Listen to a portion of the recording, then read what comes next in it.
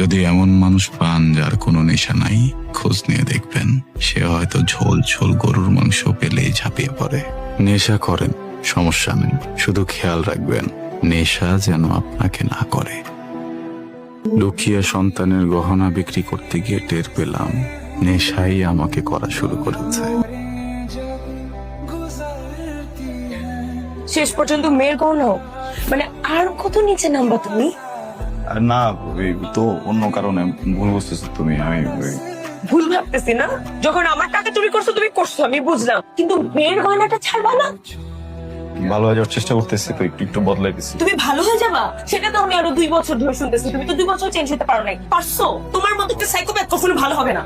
কই যাও তুমি? আমার যেখানে মন চাই আমি সেখানে যাব।